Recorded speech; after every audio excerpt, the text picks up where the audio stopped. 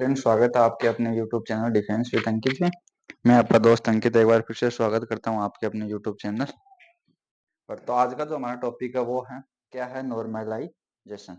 तो आज हम बात करने वाले हैं नॉर्मलाइजेशन क्या होता है आखिर। तो सबसे पहले मैं आपको बता दूं कि एयरपोर्ट्स की जो एग्जाम है वो 3 शिफ्टों में होती है, फर्स्ट, सेकंड और थर्ड। फर्स्ट शिफ्ट है वो सुबह होती है, सेकंड शिफ्ट है वो दोपहर को होती है और जो थर्ड शिफ्ट है वो आपको देखने को मिलेगी शाम को 3:30 बजे से। फर्स्ट शिफ्ट 7:30 बजे से। तो सेकंड शिफ्ट का टाइम है कई कई होगा दे रखा है 11:30, कई 11:45 दे रखा है, इस प्रकार से कई 11 बजे, इस प्रकार से आपका टाइम है वो दे रखा है। तो चलिए शुरुआत करते हैं आज के इस वीडियो की। नॉर्मलाइजेशन आखिर होता क्या है, इससे क्या फायदे और क्या नुकसान है। तो सबसे पहले मैं आपको बताना चाहूंगा कि मान लो 3 प्रकार के बच्चे हैं, ए, बी और सी।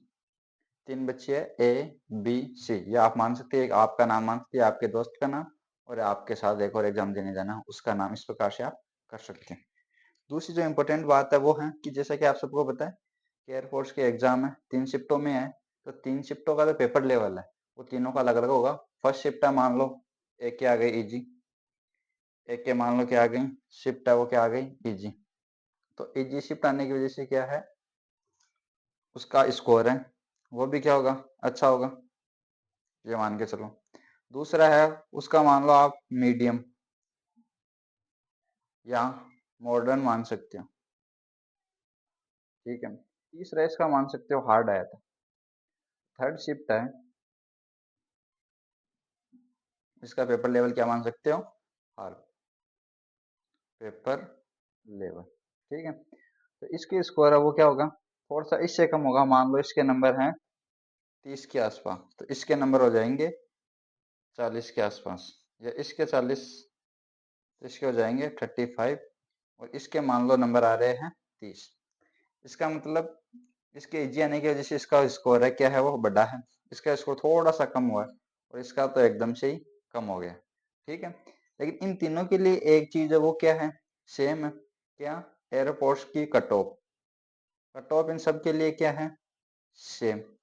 तो इसमें इस सी वाले बच्चे का क्या दोष है, बी वाले बच्चे का क्या दोष है कि इन दोनों की जो शिफ्ट है उसमें पेपर है वो क्या है, हार्ड आ गया। तो इसी को लेकर एक एयरपोर्ट्स ने सिस्टम लॉन्च किया था, आईएएफ ने 2023 में, नॉर्मलाइजेशन। किसका किया था, नॉर्मलाइजेशन। तो उसी पे हम बात करने जा रहे हैं आज। तो इसमें होता क्या है, तो आपको मैंने ये बता दिया। तो अब बात कर लेते हैं ए वाले बच्चे की। ए वाले बच्चे के स्कोर मान के चलो आप 40 है, इजी शिफ्ट थी इसलिए इसका स्कोर क्या है, बढ़ गया, ठीक है। ये तो है बिफोर एग्जाम नॉर्मलाइजेशन, और ये है आफ्टर नॉर्मलाइजेशन के बाद, ठीक है। इसके बाद बात करते हैं हम, तो इसके नंबर, और इसके नॉर्मलाइजेशन के बाद में नंबर है वो क्या हो गए, कम हो गए। 40 वाले के लिए नंबर मान लो इसके हो गए 38, और एक बच्चा है सी वाला, उसके नंबर थे 30। लेकिन आफ्टर नॉर्मलाइजेशन इसके नंबर हो गए कितने, 35। तो इन दोनों का अंतर है वही आज हम इस वीडियो में समझने वाले हैं कि इन दोनों में ऐसा क्या है। तो इस बच्चे ने क्या है, इसका पेपर लेवल क्या है वो क्या था, इजी। पेपर लेवल क्या था इसका, इजी। तो पेपर लेवल है वो इजी होने के कारण इसने क्या, सिंपल सिंपल क्वेश्चन, कौन से क्वेश्चन, सिंपल क्वेश्चन आए थे। सिंपल क्वेश्चन आने की वजह से इसने वो क्वेश्चन किए हैं जो वास्तव में सरल थे, तो इसके कारण इसके नंबर क्या है, बढ़ गए। जिसके आप मान सकते हो इसमें आ गया होगा कि बल की इकाई, या फिर आप मान सकते हो कि दाब की इकाई, दाब की इकाई या ऐसा ही मात्रक क्या होता है, इसमें उसने लिख दिया न्यूटन अपॉन मीटर स्क्वायर, ठीक है, इस प्रकार से। तो ये मान लो कि 1000 बच्चे थे, 10,000 बच्चे थे, जिसमें से 9,500 बच्चों ने ये क्वेश्चन क्या है, सही किया है। तो कितने बच्चे शेष रह गए, 500 बच्चे। ये 500 बच्चे वो है जो बिना तैयारी के एग्जाम देने जाते हैं, तो इनका तो सही होने का कोई चांस ही नहीं है। अब दूसरी बात करते हैं, इस बच्चे के नंबर कम होने का कारण ये सरल क्वेश्चन ही है। क्या है, सरल क्वेश्चन। तो इसका नंबर कम होना क्यों, आगे बात करेंगे वापस इस टॉपिक पे, उससे पहले इसका भी समझ लेते हैं। अब इसके नंबर थे 30 और इसके नंबर हो गए 35 आफ्टर नॉर्मलाइजेशन। तो इसमें क्या हुआ, 5 नंबर कैसे बढ़े इसके, तो हम देखते हैं इसके बारे में। इसने जो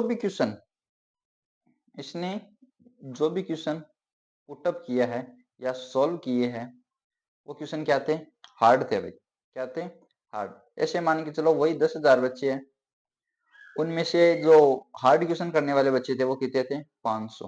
कितने बच्चे थे, 500, यानी कि 9,500 बच्चे हैं उस क्वेश्चन में मात खा गए।